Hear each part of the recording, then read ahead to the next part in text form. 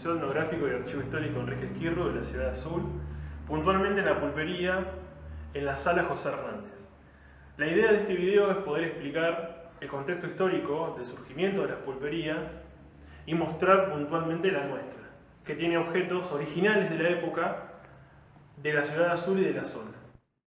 Es importante destacar la gran supremacía que tenían los pequeños comercios minoristas que funcionaban en forma independiente de la gran propiedad territorial. Es decir, que su presencia en gran número nos aleja de la idea del control monopólico del mercado manejado supuestamente por los estancieros en el ámbito rural.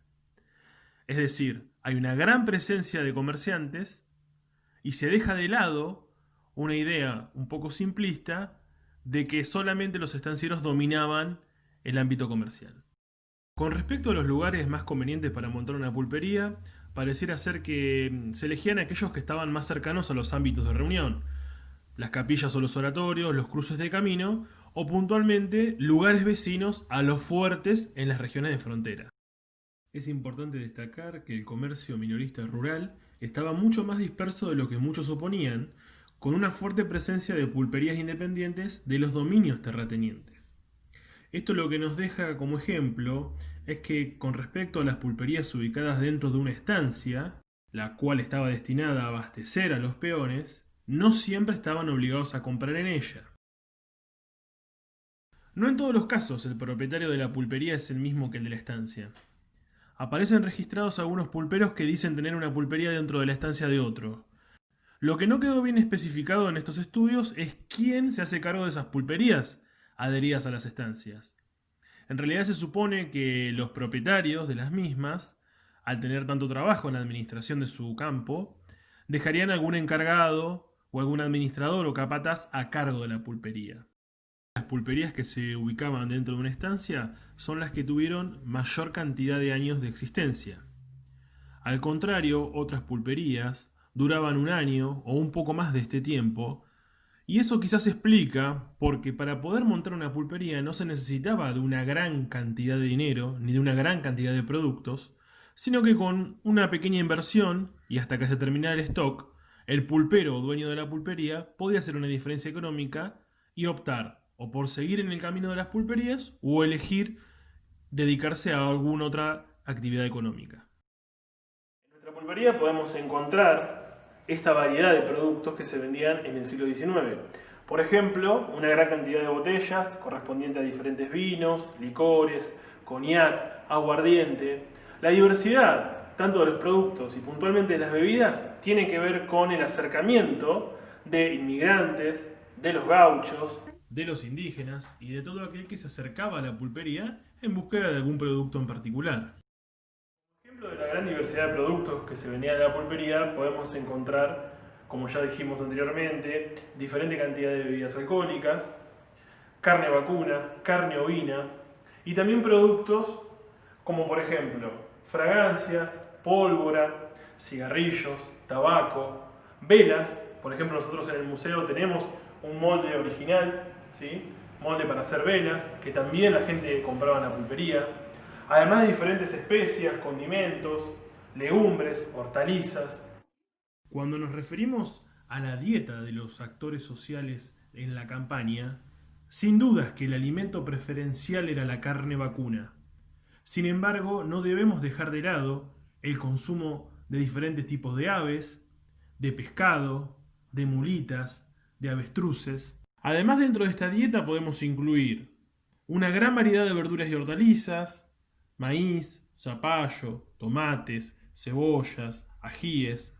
En otro punto también podemos nombrar el consumo de arroz, de fideos, de harina, de las infusiones, no solamente la yerba para el mate, sino también el té, el café. Estos productos están emparentados y relacionados con el consumo sobre todo de los inmigrantes que llegaban a esta zona.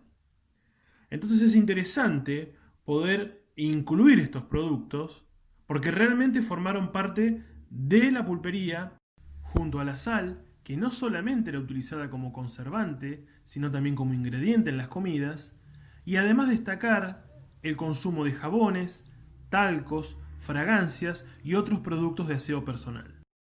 La función social de la pulpería es muy importante tenerla en cuenta y estudiarla. Durante mucho tiempo se pensó y se trabajó en la cuestión de que la pulpería reunía a estos actores sociales que nombramos anteriormente y que era solamente un espacio donde se fomentaba la vagancia, donde los juegos de azar era lo único que se llevaba adelante, donde las bebidas alcohólicas actuaban en esa relación con el juego de azar y con la gente, y en realidad eso también se fue superando. La pulpería, establecida sobre todo en lugares de frontera o en grandes estancias, es un lugar donde se pueden encontrar estos actores sociales, poder charlar, dialogar, quizás durante mucho tiempo no habían tenido con quién hacerlo, pero además es un núcleo donde llegan las noticias de las ciudades o de las capitales. Entonces esa es la idea, digamos, de la comunicación, de la política, de la información, de las noticias, que también tenía la pulpería, ¿sí?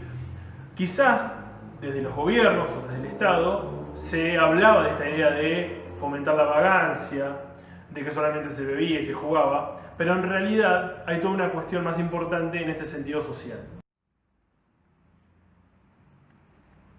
Como muestra de los juegos de azar o del encuentro que había dentro de la pulpería, tenemos por ejemplo una taba, ¿sí? Que era uno de los juegos de azar que se llevaba a cabo en la pulpería, la sortija, los dados, los juegos de naipes. También es por eso que está relacionada la violencia a la pulpería.